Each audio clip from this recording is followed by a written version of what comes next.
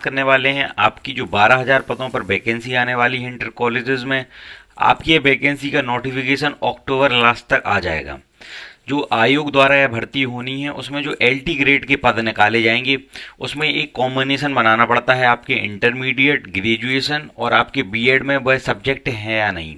तो आज हम उसकी शैक्षिक योग्यताओं के बारे में बात करने वाले हैं, सब्जेक्ट वार, विषय वार। तो दोस्तों वीडियो को एंड तक जरूर देखिएगा और अगर आप चैनल पर नए हैं तो चैनल को सब्सक्राइब कर लें और बेल आइकन ऑन कर लें। तो दोस्तों स्टार्ट करते हैं आज का वीडियो। सबसे पहले हम बात करेंगे दोस्तों LT ग्रेड में सहायक अध्यापक बनने के लिए पुरुष एवं महिला। सबसे पहले है आपका हिंदी सब्जेक्ट। तो इसमें आपकी योग्यता है भारत में किसी मान्यता प्राप्त विश्वविद्यालय से एक विषय के रूप में हिंदी होना चाहिए आपका, के साथ स्नातक की उपाधि। आपका जो BA हो उसमें हिंदी होना चाहिए आपका, और एक विषय के रूप में संस्कृत के साथ इंटरमीडिएट हो अथवा संस्कृत के साथ समकक्ष परीक्षा। आपका जो इंटरमीडिएट है उसमें एक सब्जेक्ट के रूप में संस्कृत होना चाहिए, संस्कृत के साथ समकक्ष कोई परीक्षा दी होनी चाहिए आपने। ठीक है फ्रेंड्स। दूसरे नंबर पर है भारत में किसी मान्यता प्राप्त विश्वविद्यालय से शिक्षा स्नातक एवं समकक्ष उपाधि। शिक्षा स्नातक से यहाँ पर तात्पर्य है आपकी BEd की डिग्री, बैचलर इन एजुकेशन, वही होता है आपका BEd, शिक्षा स्नातक।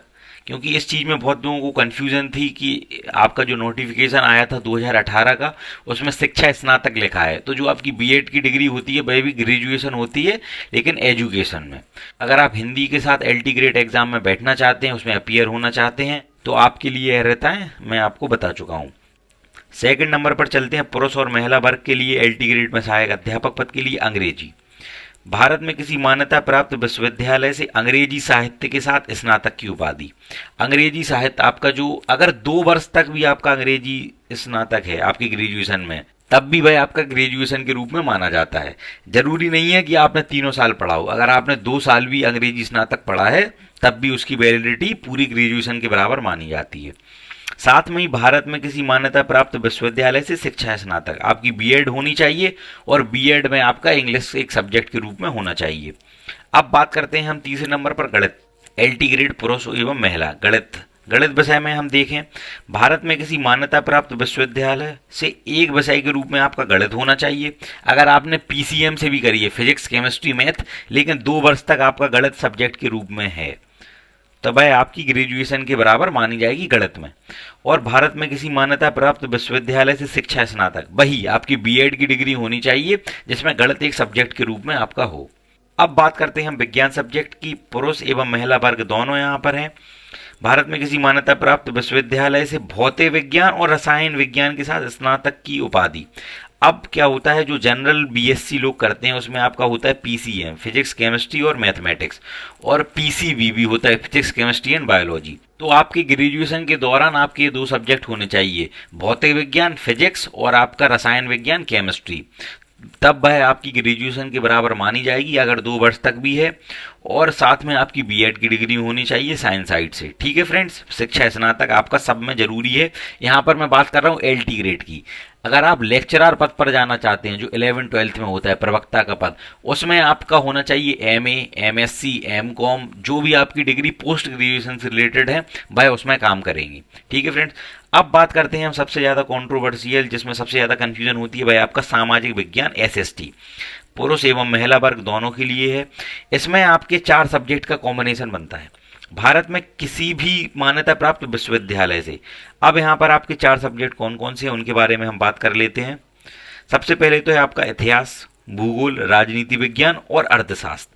आपका history, geography, polity and economics, in 4 subject में कम से कम किन्हीं 2 विषयों के साथ आपकी स्नातक की उपाधि होनी चाहिए।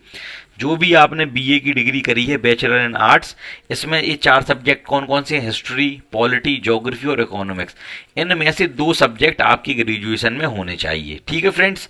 अगर हैं तो आप SST के लिए एलिजिबल हैं। साथ में आपकी शिक्षा स्नातक जो BEd की डिग्री है वह आर्ट साइड से आपकी होनी चाहिए, तब आपका कॉम्बिनेशन बनता है कि आप LT ग्रेड में जो सहायक अध्यापक का पद है उसके लिए अपीयर हो सकते हैं और एलिजिबल हैं। ठीक है फ्रेंड्स। अब हम 6 नंबर पर बात करते हैं LT ग्रेड के कंप्यूटर सब्जेक्ट के बारे में। इसमें एक बहुत स्पेशल कॉम्बिनेशन बनता है। अगर आपने BTech की डिग्री करी है दोस्तों, अगर आपने कंप्यूटर साइंस में बीटेक करी है या बैचलर इन इंजीनियरिंग और बैचलर इन टेक्नोलॉजी CS में, कंप्यूटर साइंस में, कंप्यूटर विज्ञान में। या तो फिर आपने कंप्यूटर विज्ञान में दोस्तों विज्ञान स्नातक किया है, BSc CS के साथ करिए, कंप्यूटर साइंस के साथ BSc करिए। या आपने कंप्यूटर एप्लीकेशन में विज्ञान स्नातक किया है, BCA किया है, बैचलर इन कंप्यूटर एप्लीकेशन। या फिर जो भारत का मान्यता प्राप्त संस्थान है आपका NIELIT नीलिट, इससे ए स्तर का जो आपका कंप्यूटर का कोर्स होता है उससे आपने कंप्यूटर में स्नातक की उपाधि करी है और साथ में आपने B.Ed किया हुआ है, तब आप LT ग्रेड में कंप्यूटर टीचर के पद पर एलिजिबल हैं उसका फॉर्म भरने के लिए, उस एग्ज़ाम में अपीयर होने के लिए। तो अगर जो भी B.Tech वाले कैंडिडेट हैं और अगर आपने कंप्यूटर साइंस से B.Tech करा है तो आप लोग भविष्य में B.Ed कर LT ग्रेड के पद पर कार्यरत हो सकते हैं। अब बात करते हैं हम उर्दू टीचर के बारे में, उर्दू पुरुष एवं महिला LT ग्रेड। इसमें क्या होना चाहिए, उर्दू के रूप में आपकी स्नातक की उपाधि होनी चाहिए, ठीक है फ्रेंड्स, और साथ में आपकी B.Ed की डिग्री होनी चाहिए, बिल्कुल सिंपल है इसमें। अब बात करते हैं हम जीव विज्ञान। जीव विज्ञान में क्या होना चाहिए, आपका जो बायोलॉजी का सब्जेक्ट है, किसी भी मान्यता प्राप्त विश्वविद्यालय से जंतु विज्ञान एवं वनस्पति विज्ञान, आपका जूलॉजी एवं बॉटनी के साथ स्नातक की उपाधि ग्रेजुएट होना चाहिए। और किसी भी मान्यता प्राप्त विश्वविद्यालय से आपकी शिक्षा स्नातक, आपकी B.Ed की या समकक्ष डिग्री होनी चाहिए। तो इसमें क्या होना चाहिए, आपके कौन कौन से सब्जेक्ट बताए हैं आपने, जूलॉजी एवं बॉटनी, ठीक है फ्रेंड्स। अब बात करते हैं हम संस्कृत टीचर के बारे में। किसी भी मान्यता प्राप्त विश्वविद्यालय से एक विषय के रूप में आपकी संस्कृत होनी चाहिए और साथ में आपकी B.Ed। अगर 2 वर्ष तक भी आपकी संस्कृत है तो है आपकी ग्रेजुएशन इसमें माना जा सकता है। अब बात करते हैं हम कला वर्ग के बारे में। किसी भी मान्यता प्राप्त विश्वविद्यालय से कला एवं ललित कला, ललित कला मतलब होता है आपका फाइन आर्ट, जिसमें संगीत, नृत्य, ठीक है दोस्तों, स्केचिंग, ये सब चीज़ें आपकी आ जाती हैं, और साथ में आपकी शिक्षा स्नातक B.Ed की डिग्री होनी चाहिए। अब बात करते हैं हम संगीत शिक्षक के बारे में, संगीत पुरुष एवं महिला सहायक अध्यापक। किसी भी मान्यता प्राप्त विश्वविद्यालय से एक विषय के रूप में संगीत के साथ आपकी जो स्नातक की या जो आपकी 4 वर्ष की डिग्री होती है होनी चाहिए स्नातक के रूप में। साथ में भातखंडे संगीत महाविद्यालय से संगीत विशारद ये उपाधि होती हैं, या प्राग संगीत समिति इलाहाबाद से संगीत प्रभाकर के साथ किसी भी मान्यता प्राप्त विश्वविद्यालय से स्नातक की उपाधि, या संगीत में आपने शिक्षा स्नातक की उपाधि प्राप्त की है। तो ये 3 चीज़ें आपकी यहाँ पर हैं, संगीत में आपका B.Ed हो या संगीत प्रभाकर हो या संगीत विशारद हो, तब आप LT ग्रेड में संगीत के टीचर बनने के लिए एलिजिबल हैं। अब बात करते हैं हम वाणिज्य के बारे में। फाइनेंस सब्जेक्ट, जो वाणिज्य सब्जेक्ट है उसके साथ आपका ग्रेजुएशन होना चाहिए और आपकी B.Ed की डिग्री शिक्षा स्नातक की होनी चाहिए। अब बात करते हैं हम फिजिकल एजुकेशन, शारीरिक शिक्षा के बारे में। किसी भी मान्यता प्राप्त विश्वविद्यालय से स्नातक और साथ में ही आपकी B.Ped या B.Pe जो आपकी डिग्री होती है स्पोर्ट्स टीचर बनने के लिए, फिजिकल एजुकेशन में जाने के लिए, तब आपको ये दोनों चीज़ें आपकी होनी चाहिए। इसके बाद हम बात करते हैं गृह विज्ञान के बारे में। गृह विज्ञान होता है आपका होम साइंस। होम साइंस में आपका ग्रेजुएशन होना चाहिए एक सब्जेक्ट के रूप में और साथ में ही आपकी B.Ed की डिग्री होनी चाहिए। अंतिम में है आपका कृषि टीचर, एग्रीकल्चर। कृषि से 4 वर्ष का आपका जो ग्रेजुएशन होता है वह होना चाहिए और साथ में ही किसी मान्यता प्राप्त विश्वविद्यालय से शिक्षा स्नातक की डिग्री होनी चाहिए। यहाँ तो हमने बात कर ली है। अब हम बात करने वाले हैं आयु के रिलैक्सेशन में। आपकी जो एज लिमिट है वह क्या है। वैसे तो जनरली होती है 21 वर्ष से 40 वर्ष तक, लेकिन कोरोना काल में 2 वर्ष व्यर्थ हो गए हैं, कोई भी एग्जाम नहीं हुआ था, इसलिए प्रत्येक राज्य में लगभग 2 वर्ष का रिलैक्सेशन दिया जा रहा है। उत्तर प्रदेश में भी यह इसको लागू कर दिया है। जब आपका अक्टूबर में नोटिफिकेशन आएगा उसमें यह बात होगी, इसलिए आप आयु में मान लें 21 से 42 वर्ष तक। अब हम बात करते हैं प्रवक्ता पद में, जो आपका लेक्चरार का पोस्ट है उसमें आपकी MA होनी चाहिए या फिर MSc या फिर M.Com, जिस भी सब्जेक्ट से आप फॉर्म भरना चाहते हैं प्रवक्ता पद का, उस सब्जेक्ट से आपकी पोस्ट ग्रेजुएशन होनी चाहिए। ठीक है फ्रेंड्स।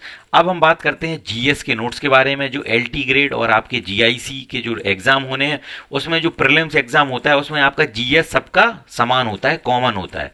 तो आप अगर GS के सारे सब्जेक्ट के नोट्स परचेज करना चाहते हैं, हिस्ट्री, पॉलिटी, ज्योग्राफी, जितने भी आपके सब्जेक्ट हैं, इकोनॉमिक्स, एनवायरनमेंट, जो भी उसमें आता है, तो आपकी स्क्रीन पर एक व्हाट्सएप नंबर दिखाई दे रहा होगा। आप उस व्हाट्सएप नंबर पर हमें मैसेज कर सकते हैं। आपको डेमो भी देखने को मिलेंगे, क्योंकि ये नोट्स हैं बिल्कुल प्रॉपर तरीके से आपके इन्हीं एग्जाम के लिए डिज़ाइन किए गए हैं। बिल्कुल विस्तृत और डिटेल नोट्स हैं, हैंड रिटन नोट्स हैं, बहुत अच्छी राइटिंग में। तो अगर आप डेमो देखना चाहते हैं और LT ग्रेड के नोट्स परचेज करना चाहते हैं तो आपकी स्क्रीन पर एक व्हाट्सएप नंबर दिखाई दे रहा होगा, आप उस व्हाट्सएप नंबर पर हमें मैसेज कर सकते हैं। Thank you so much guys, जय हिंद।